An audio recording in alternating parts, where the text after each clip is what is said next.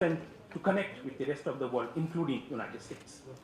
The growth will continue to be hover around 6.5 to 7% for the next 20 years. In terms of remittances, by 2034, Bangladesh will annually receive 44 billion from current 17 billion. That means migration will continue to play a very important role along with trade and other issues for Bangladesh. There is a PricewaterhouseCoopers very interesting forecast very recently, and I'll end with that. It says, and I quote, by 2030, Bangladesh will be one of the top 30 countries in terms of size of real GDP. Bangladesh will overtake countries like Malaysia, Australia, and Netherlands to be the 23rd largest economy in the world by 2050. So since you mentioned about 2050, so that's how probably Bangladesh would feature out economically. Now, there are always a risk when we predict. As long as we can manage the risk, and you have rightly pointed out in terms of governance, rule of law, in terms of how we manage our economy and politics, will determine whether our economy will be bigger than Australia, Netherlands, or not, or Malaysia. But we look forward to that. And in this endeavor, I think Bangladesh-United States relations will continue to feature out very prominently. You are absolutely right. The United States is a huge market for us, but I think our relationship is much deeper, much warmer, more mature than that. I think over the years, our relationship will mature to a level where we understand each other much better, both diplomatically, politically, and economically, and it will continue to grow. We're extremely happy and delighted to have you here, sir. Thank you. Thank you.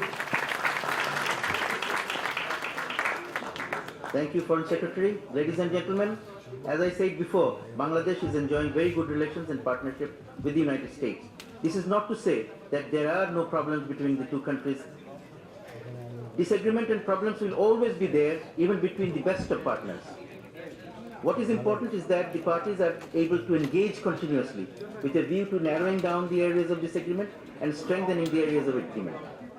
And if this process of engagement continues, and if in spite of our asymmetries in terms of power and capacities, economic, social, cultural, and military, we are able to work together continuously on the basis of mutual understanding, mutual respect, mutual benefit, and equality of treatment, our existing friendship, cooperation, and partnership can only grow from strength to strength, bringing incremental benefits to both our countries and peoples, as well as to the world around us. Ladies and gentlemen, finally, I especially thank His Excellency Mr. Thomas A. Shannon, the Undersecretary Designate, for having come here to speak to us in spite of his very busy schedule.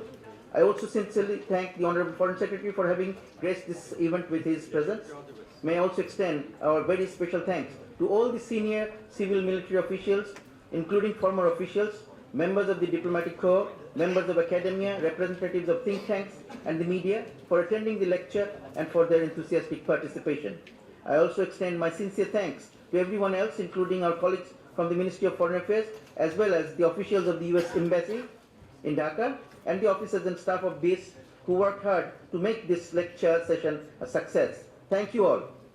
Ladies and gentlemen, please remain seated in your place until the Undersecretary Designate and his delegation have taken leave after a brief photo session. Thank you, everybody.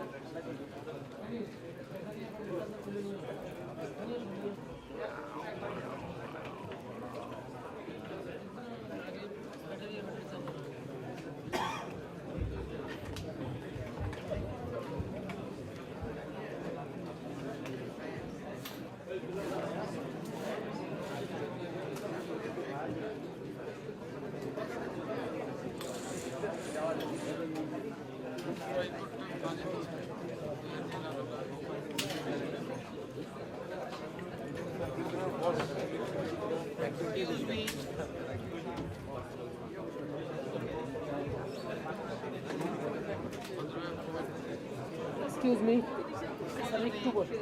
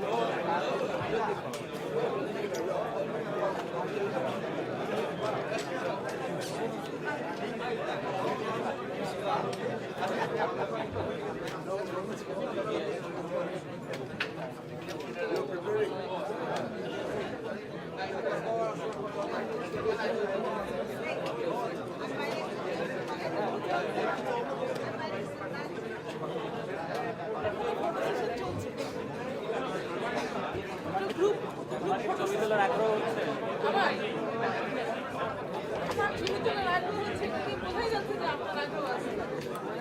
দেখো দেখো আমি এখানে বসে আছি তুমি উঠে গেছো কাজে তোমার আগ্রহটা বেশি এখন কি জানে ছবি তোলার জন্য না বাইরে যাওয়া